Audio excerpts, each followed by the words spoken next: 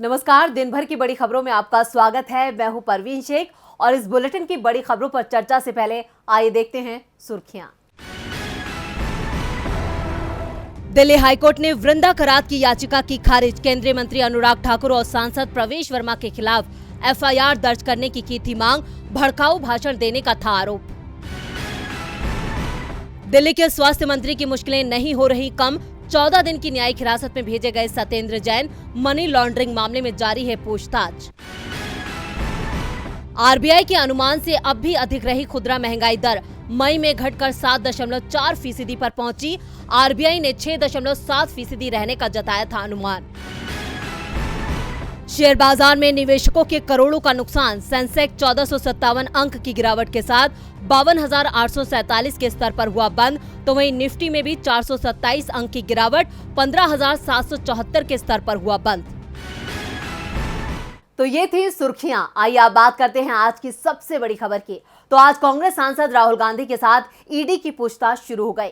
2 सत्रों में राहुल से ईडी ने सवाल दागे, जिनके जवाब राहुल गांधी ने दिए। लेकिन ईडी की यह पूछताछ कांग्रेस के लिए राजनीतिक रूप से फायदेमंद साबित होती दिख रही है। लंबे वक्त के बाद देश भर में कांग्रेस कार्यकर्ता सड़कों पर नजर आए। इसी खबर पर हम करेंगे विस्तार से चर्चा। आपको बताएंगे क्या है मामला और क्यों राहुल से ईडी कर रही है पूछताछ। इसके अलावा बात करेंगे यूपी में योगी सरकार की बुलडोजर पॉलिटिक्स पर उठते सवालों की। क्यों इस मामले में योगी सरकार की अब मुश्किलें बढ़ती दिख रही हैं। बात नुपुर शर्मा विवाद की भी करेंगे और जानेंगे इस मामले में बिहार के सीएम नीतीश कुमार की क्या है राय। साथ ही जानेंगे पश्चिम बंगाल में अब सरकार और राज्यपाल में किस मुद्दे पर हो सकता है टकराव। इसके साथ ही बात करेंगे चुनाव आयोग के प्रस्ताव की, जिससे राजनीतिक दलों को हो सकती हैं मुश्किलें। इसके अलावा और भी दूसरी खबरों से हम आपको कराएंगे रूबरू। लेकिन आइए बढ़ते हैं अपनी आज की सबसे बड़ी खबर की ओर। तो दोस्तों, आज पूरे देश में हंगामा मचा रहा। दरअसल आज राहुल गांधी से ईडी ने लंबी पूछताछ की। मामला नेशनल हेराल्ड से जुड़ा हुआ है। यह अखबार देश के पहले प्रधानमंत्री जवाहरलाल नेहरू ने आजादी से पहले 1938 में शुरू किया था। 3 अखबारों का प्रकाशन होता था। हिंदी में नवजीवन, उर्दू में कौमी आवाज और अंग्रेजी में नेशनल हेराल्ड। तीनों अखबारों के प्रकाशन के लिए एक कंपनी बनाई गई थी, जिसका नाम था एसोसिएट जर्नल्स लिमिटेड यानी एजेएल। लेकिन 2008 में एजेएल पर 90 करोड़ का कर्ज हो गया, जिसके चलते तीनों अखबारों का प्रकाशन बंद हो गया। इसके बाद एक नई company young India private limited को इसका स्वामित्व सौंप दिया गया। इस कंपनी में सोनिया गांधी, राहुल गांधी, मोतीलाल वोरा, सुमन दुबे, ऑस्कर फर्नांडिस और सैम पित्रोदा को निदेशक बनाया गया। यंग इंडिया प्राइवेट लिमिटेड को कांग्रेस पार्टी की ओर से 90 करोड़ का लोन दिया गया, जिसके बाद यंग इंडिया ने एजेएल का अधिग्रहण किया। इसी मामले में अब कांग्रेस नेताओं से पूछताछ चल रही है। ईडी ने आज राहुल गांधी से लंबी पूछताछ की। इस दौरान क्या क्या हुआ, देखते हैं ये रिपोर्ट। मौसम की गर्मी के साथ साथ आज दिल्ली का सियासी पारा भी 7वें आसमान पर था। कांग्रेस सांसद आज करीब 10:30 बजे ईडी के दफ्तर पहुंचे। उनके साथ बहन प्रियंका गांधी भी मौजूद थीं। साथ ही हजारों कार्यकर्ताओं ने ईडी के दफ्तर के बाहर राहुल के समर्थन में नारेबाजी की। और इसी दौरान राजस्थान के सीएम से लेकर पार्टी प्रवक्ता रणदीप सुरजेवाला और कई सीनियर नेताओं को हिरासत में लिया गया। कांग्रेस के इस विरोध प्रदर्शन में महिला कार्यकर्ताओं ने भी हिस्सा लिया। न सिर्फ दिल्ली बल्कि यूपी, गुजरात, मध्य प्रदेश, कर्नाटक, तमिलनाडु, महाराष्ट्र समेत कई राज्यों में कांग्रेस कार्यकर्ताओं ने जमकर विरोध प्रदर्शन किया। तो वहीं दिल्ली में तुगलक रोड पुलिस स्टेशन में हिरासत में लिए गए नेताओं से मिलने प्रियंका गांधी पहुंची, जहां उन्होंने इन नेताओं का बचाव किया। सड़कों पर कांग्रेस के हल्ला बोल से मोदी सरकार में डर साफ नजर आया। बीजेपी नेता स्मृति ईरानी ने कांग्रेस के प्रदर्शन को लेकर कहा कि ये प्रदर्शन देश के लोकतंत्र को बचाने की कोशिश नहीं है, बल्कि 2000 करोड़ रुपए की गांधी परिवार की संपत्ति को बचाने की एक कोशिश है। एक व्यक्ति जो बेल पर बाहर है, वो जांच एजेंसियों पर दबाव डालने की कोशिश कर रहा है। स्मृति ईरानी का यह बयान मोदी सरकार के बचाव के तौर पर देखा जा रहा है। राहुल गांधी से ईडी ने 3 घंटे तक पूछताछ की। राहुल के बयान को पीएमएलए अधिनियम की धाराओं के तहत दर्ज किया गया। ईडी की पूछताछ के बाद राहुल गांधी ने दिल्ली के सर गंगाराम अस्पताल में भर्ती सोनिया गांधी से मुलाकात की। तो वहीं कांग्रेस ने कहा कि उनके सीनियर नेताओं के खिलाफ लगाए गए आरोप निराधार हैं और ईडी की कार्रवाई बदले की राजनीति के तहत की जा रही है। साथ ही कांग्रेस ने कहा कि वो और उसका आला नेतृत्व झुकने वाला नहीं है। आपको बता दें कि कांग्रेस अध्यक्ष सोनिया गांधी को भी ईडी ने 23 जून को पूछताछ के लिए बुलाया है। फिलहाल सोनिया गांधी कोरोना संक्रमित हैं और अस्पताल में इलाज के लिए भर्ती हैं। राहुल गांधी से लंबी पूछताछ हुई और अब सोनिया गांधी की बारी है। वैसे कांग्रेस की कार्यकारी अध्यक्ष सोनिया गांधी के खराब स्वास्थ्य को देखते हुए उन्हें कुछ समय और दिया जा सकता है, लेकिन यूपी की योगी सरकार किसी को समय देने को तैयार नहीं है।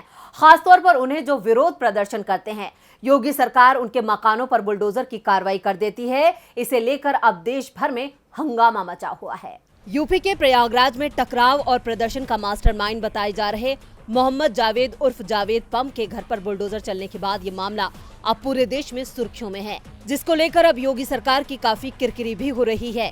इसी को लेकर AIMIM प्रमुख असदुद्दीन ओवैसी ने सीएम योगी आदित्यनाथ पर निशाना साधा है। दरअसल गुजरात के कच्छ में पहली बार रैली कर रहे असदुद्दीन ओवैसी ने सीएम योगी आदित्यनाथ पर हमला करते हुए कहा कि यूपी के सीएम अब इलाहाबाद हाई कोर्ट के चीफ जस्टिस बन चुके हैं। वो फैसला करेंगे कि किसका घर तोड़ना है।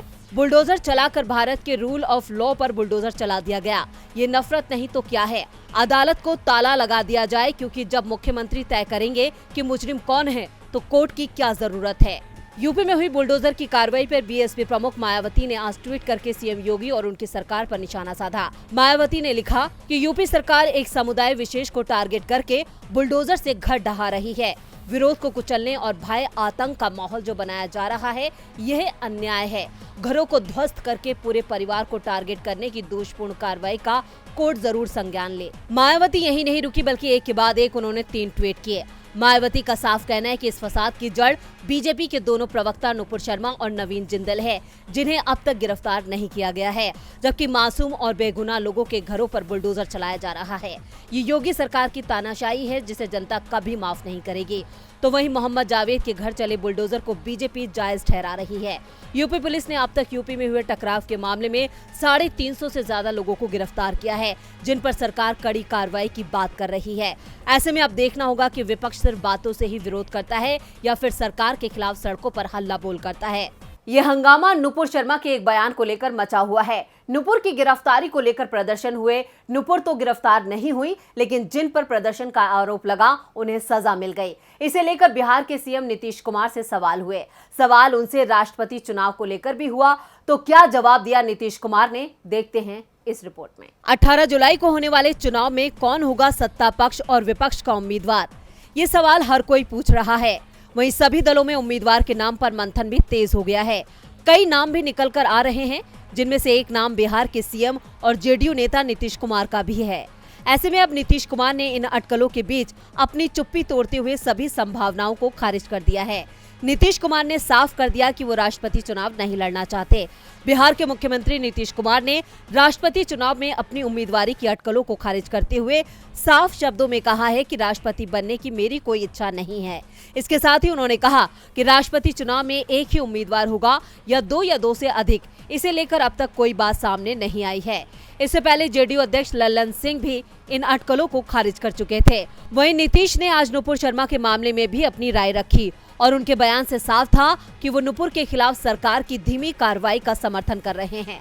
दरअसल सीएम नीतीश कुमार ने नुपुर शर्मा के विवादास्पद बयान पर देश में हो रहे उनके विरोध को बेवजह का बखेड़ा करार दिया है। मुख्यमंत्री ने कहा कि विवादित बयान के बाद तत्काल पार्टी ने कार्रवाई की, यहाँ तक कि उनके खिलाफ केस भी दर्ज कर लिया गया है। तो मुझे नहीं लगता कि इसके बाद इस मुद्दे को और बढ़ाने की जरूरत थी। जहां इस मामले में नीतीश बीजेपी के दबाव में नजर आए और उनका समर्थन करते दिखे, तो वहीं दूसरी तरफ बीजेपी की इतिहास बदलने वाली नीति का विरोध भी किया। उन्होंने कहा जो मौलिक इतिहास है उसको कोई थोड़ा बदल सकता है। इसके अलावा पैगंबर मोहम्मद को लेकर गलत बयानी वाले नुपुर शर्मा की मुश्किलें कम होने का नाम नहीं ले रही हैं। और अब मुंबई पुलिस के बाद कोलकाता पुलिस ने नोटिस भेज दिया है।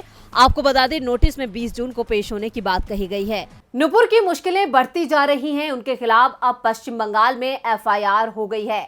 बंगाल पुलिस ने पूछताछ के लिए 20 जून को बुलाया है और इस मामले में बंगाल में जबरदस्त प्रदर्शन चल रहे हैं। बंगाल में हंगामा सिर्फ नुपुर को लेकर नहीं मचा हुआ है, यहाँ एक और मुद्दा गरमाया हुआ है और वो है सरकार और राजभवन के बीच चल रहे टकराव का। और अब राज्य की ममता सरकार ने राज्यपाल के अधिकारों में कटौती करने की तैयारी कर ली है। राजधानी दिल्ली में अक्सर उपराज्यपाल और सीएम के अधिकार को लेकर बहस छिड़ती है। दिल्ली का बॉस कौन होगा, ये मामला कोर्ट तक भी जा पहुंचा है। वहीं इसी तरह की तकरार पश्चिम बंगाल में भी देखने को मिलती है। लेकिन इस लड़ाई के बीच सीएम ममता ने एक बार फिर साबित कर दिया कि पश्चिम बंगाल की बॉस वही है। राज्य सरकार के सभी विश्वविद्यालयों के चांसलर यानी कुल अधिपति अब राज्यपाल नहीं बल्कि मुख्यमंत्री ममता बनर्जी होंगी। इससे संबंधित विधेयक आज विधानसभा में लाया गया, जिसे मंजूरी दे दी गई। इस प्रस्ताव के पास होने के बाद राज्यपाल जगदीप धनखड़ की शक्तियां कम हो गई हैं। दरअसल राज्य के विश्वविद्यालयों के चांसलर गवर्नर ही होते हैं, जो कुलपतियों की नियुक्ति करते हैं, लेकिन चांसलर ममता बनर्जी बन गई हैं। इस बदलाव के पीछे टीएमसी ने राज्यपाल की कमजोरी को बताया है। ममता सरकार ने आरोप लगाया था कि राज्यपाल धनखड़ ने राज्य सरकार की सहमति के बिना कई कुलपतियों की नियुक्ति कर दी। इसलिए राज्यपाल की शक्तियां कम करने के लिए ही ममता सरकार ने ये बड़ा कदम उठाया है। अब सरकार ने तो बिल पास कर दिया, लेकिन ये एक राजनीतिक फैसला है, लिहाजा इस मुद्दे पर दोनों तरफ से राजनीति भी जमकर होगी। विधानसभा में कोई भी बिल पास हो जाने के बाद उसे मंजूरी के लिए राज्यपाल के पास भेजा जाता है। अब बिल पास होने के बाद राज्यपाल के पास जाएगा, ऐसे में देखना होगा कि वो इसे मंजूरी देते हैं या नहीं। विधानसभा से बिल पास हो गया है, लेकिन मुश्किल ये है कि इस पर मोहर राज्यपाल को लगानी है और राज्यपाल जगदीप धनखड़ से ममता सरकार शायद ये उम्मीद नहीं कर रही है, जिससे ये विवाद अभी आगे और चलने की संभावना दिख रही है। विवादों में त्रिपुरा बीजेपी भी फंसी हुई है। त्रिपुरा के पूर्व सीएम बिप्लब देव इस समय पार्टी से नाराज चल रहे हैं। उनकी नाराजगी ने बीजेपी की चिंता बढ़ा दी है। तो कैसे बिप्लब बिगाड़ सकते हैं बीजेपी का खेल और क्यों बिप्लब को मनाने की कोशिश कर रही है बीजेपी, देखते हैं ये रिपोर्ट। बिप्लब कुमार देव ने भले ही बीजेपी आलाकमान के आदेश पर सीएम पद से इस्तीफा दे दिया था, लेकिन इसके बदले में उन्हें ये उम्मीद थी कि बीजेपी का आला नेतृत्व उन्हें पार्टी में बड़ी भूमिका जरूर देगा। लेकिन उनका ये बलिदान अब उन्हें रास नहीं आ रहा है, क्योंकि पार्टी ने लगता है कि उनसे नजरें फेर ली हैं। बिप्लब कुमार देव को त्रिपुरा के मुख्यमंत्री पद से इस्तीफा दिए 1 महीना हो चुका है और उनकी जगह बीजेपी के राज्य प्रमुख और राज्यसभा सांसद माणिक साहा को सीएम बना दिया गया है। लेकिन अभी तक ये साफ नहीं हुआ है कि बिप्लब देव पार्टी में क्या भूमिका निभाएंगे, क्योंकि पूर्व सीएम को अभी तक भगवा पार्टी ने कोई भूमिका नहीं सौंपी है और वो 23 जून को राज्य की 4 विधानसभा सीटों पर होने वाले उपचुनाव के प्रचार से भी गायब हैं। जिन 4 निर्वाचन क्षेत्रों में उपचुनाव होने हैं वो हैं अगरतला, टाउन बोरदावाली, सूरमा और युवराज नगर। इन उपचुनावों को राज्य में अगले साल होने वाले विधानसभा चुनावों से पहले सेमीफाइनल के रूप में देखा जा रहा है। त्रिपुरा में 2018 के विधानसभा चुनाव बिप्लब देव के नेतृत्व में लड़ा गया था। बीजेपी की जीत के चलते बिप्लब को ही मुख्यमंत्री बनाया गया था। महाभारत काल में इंटरनेट के अस्तित्व और मैकेनिकल इंजीनियरिंग को सिविल सेवाओं में शामिल नहीं होना चाहिए जैसे बयानों को लेकर बिप्लब देव विपक्ष के निशाने पर आ गए थे, जिसके बाद बीजेपी ने उन्हें सीएम पद से हटा दिया था। लेकिन अब उपचुनावों के स्टार प्रचारक की लिस्ट से भी बिप्लब का नाम गायब है, जिसको लेकर वो बीजेपी आलाकमान से खासा नाराज हैं। उनकी नाराजगी को दूर करने के लिए बीजेपी ने उन्हें दिल्ली आने का न्योता दिया है। बिप्लब को उम्मीद है कि उन्हें कोई बड़ी जिम्मेदारी मिल सकती है। इस न्योते ने मौजूदा सीएम माणिक साहा की चिंता भी बढ़ा दी है, क्योंकि बीजेपी का एक गुट साहा को पसंद नहीं करता है। ऐसे में 4 क्षेत्रों में होने वाले विधानसभा उपचुनाव से पहले राज्य बीजेपी में फूट पड़ सकती है और बीजेपी ये 4 सीटें हार भी सकती है, क्योंकि बिप्लब भी खामोश नहीं बैठने वाले। बीजेपी के लिए मुश्किलें त्रिपुरा को लेकर ही नहीं चल रही हैं, बल्कि भारत का पड़ोसी देश जो आर्थिक मुश्किल में फंसा हुआ है वो भारत के पीएम की मुश्किलें बढ़ा रहा है। मामला बिजली परियोजना से जुड़ा हुआ है और नाम आ रहा है पीएम मोदी और गौतम अडानी का। श्रीलंका सरकार पूरे मामले को दुष्प्रचार बता रही है और जो अधिकारी पहले बयान दे रहे थे वो बयान से पलट रहे हैं, लेकिन मामला ठंडा पड़ने की जगह बढ़ता ही जा रहा है। तो क्या है पूरा मामला, देखते हैं ये रिपोर्ट। गौतम अडानी ने मोदी सरकार को मुश्किल में डाल दिया है। पीएम मोदी की श्रीलंका के राष्ट्रपति को अडानी के फेवर में पावर प्रोजेक्ट की मांग भारी पड़ती दिख रही है।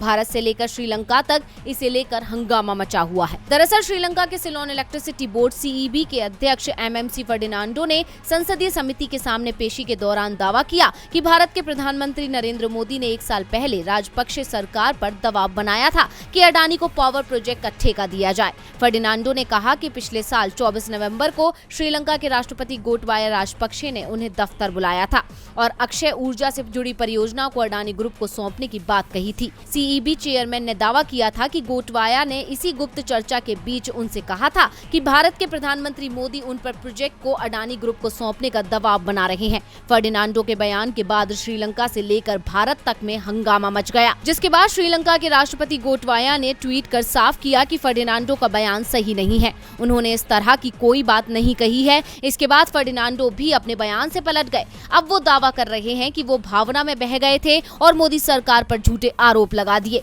उनका ये बयान पूरी तरह गलत था। वो इसे वापस ले रहे हैं और अपने बयान के लिए बिना किसी शर्त के माफी मांगते हैं। लेकिन फर्डिनांडो के बयान से विवाद शांत होने की जगह और बढ़ गया है। लोग सवाल कर रहे हैं कि अडानी को श्रीलंका में कौन सा प्रोजेक्ट मिला है। दरअसल इसी साल मार्च में सिलोन इलेक्ट्रिसिटी बोर्ड और अडानी ग्रीन्स के बीच इस हरित परियोजना को लेकर MOU पर हस्ताक्षर हुए थे, जिसमें 500 मेगावाट पवन ऊर्जा का उत्पादन किया जाना है। सबसे बड़ी बात तो ये है कि श्रीलंका में भारत से सिर्फ अडानी ग्रुप ही बिजली परियोजना के लिए काम नहीं कर रहा है, बल्कि सिलोन इलेक्ट्रिसिटी बोर्ड और नेशनल थर्मल पावर कॉर्पोरेशन यानी NTPC के बीच भी कुछ समय पहले सामपुर में 100 मेगावाट का सोलर पावर पार्क शुरू करने पर समझौता हुआ है। बल्कि सिलोन इलेक्ट्रिसिटी बोर्ड और नेशनल थर्मल पावर कॉर्पोरेशन यानी NTPC के बीच भी कुछ समय पहले सामपुर में 100 मेगावाट का सोलर पावर पार्क शुरू करने पर समझौता हुआ है। NTPC सरकारी कंपनी है। ऐसे में सवाल उठ रहे हैं कि जब श्रीलंका में भारत सरकार की कंपनी काम कर रही है तो फिर किसी निजी उद्योगपति से जुड़ी कंपनी की सिफारिश सरकार क्यों कर रही है। वैसे CEB के चेयरमैन अपने बयान से पलट चुके हैं। श्रीलंका के राष्ट्रपति गोटबाया राजपक्षे भी फर्डिनांडो के बयान को झूठा करार दे रहे हैं। लेकिन क्या श्रीलंका अब सच बोल रहा है या पहले सच बोल रहा था, ये जानना दिलचस्प होगा। और बुलेटिन के आखिर में बात चुनाव आयोग के प्रस्ताव के। सत्ता का स्वाद चखने के लिए दिग्गज नेता चुनाव के वक्त एक से ज्यादा सीटों से अपनी किस्मत को आजमाते हैं। नेता कई बार 2 सीटों से भी चुनाव लड़ते हैं। यहां तक कि खुद PM मोदी 2 सीटों से चुनावी मैदान में उतर चुके हैं। लेकिन अब उन्हें ये मौका गंवाना पड़ सकता है, क्योंकि चुनाव आयोग राजनीतिक दलों पर सख्ती के मूड में है। आयोग ने केंद्र को ऐसे 6 प्रस्ताव भेजे हैं जिससे पार्टियों की परेशानी बढ़ सकती है। 90 के दशक में जब चुनाव आयोग ने अपना चाबुक चलाया तो चुनाव लड़ने का ही तरीका बदल गया। अब एक बार फिर आयोग राजनीतिक दलों पर सख्त होता नजर आ रहा है। यहाँ तक कि 1 सीट से ज्यादा जगहों से चुनाव लड़ने वाले उम्मीदवारों की मुश्किलें बढ़ेंगी, क्योंकि आयोग उम्मीदवार से सिर्फ 1 सीट से चुनाव लड़ने के प्रस्ताव को पास करने की मांग कर रहा है। दरअसल chief election commissioner Rajeev Kumar ने केंद्र सरकार को उम्मीदवार के सिर्फ 1 सीट से चुनाव लड़ने का नियम बनाने को लेकर प्रस्ताव भेजा है। चुनाव आयोग के एक अधिकारी ने बताया कि चुनाव आयोग ने कानून मंत्रालय को 6 अहम प्रस्ताव भेजे हैं। हमने सरकार से अनुरोध किया है कि आधार को मतदाता पहचान पत्र से जोड़ने और पात्र लोगों को मतदाता के रूप में पंजीकृत होने के लिए 4 कट ऑफ तिथियों के नियम को अधिसूचित किया जाए। इसी के साथ ही एग्जिट और ओपिनियन पोल पर प्रतिबंध लगाने की भी मांग की है। वहीं रिपोर्ट के मुताबिक चुनाव आयोग ने राजनीतिक दलों का पंजीकरण रद्द करने का अधिकार भी मांगा है और 20,000 रुपए के बजाय 2,000 रुपए से ऊपर के सभी चुनावी चंदे के बारे में जानकारी सार्वजनिक करना अनिवार्य करने के लिए फॉर्म 24A में संशोधन की मांग की है। ऐसी पार्टियां जो चुनाव आयोग के सामने योगदान रिपोर्ट प्रस्तुत करने में विफल रही हैं या अपने नाम, कार्यालय, पदाधिकारियों और आधिकारिक पते में किसी भी तरह के बदलाव के बारे में आयोग को सूचित नहीं कर पा रही हैं, उनका पंजीकरण रद्द करने की भी मांग की गई है। चुनाव आयोग के इस प्रस्ताव से साफ है कि वो राजनीतिक दलों पर हंटर चलाने की तैयारी में है। अब देखना होगा कि केंद्र सरकार इन प्रस्तावों को मंजूरी देती है या नहीं। तो आज इस बुलेटिन में बस इतना ही। देखते रहिए DB लाइव। नमस्कार।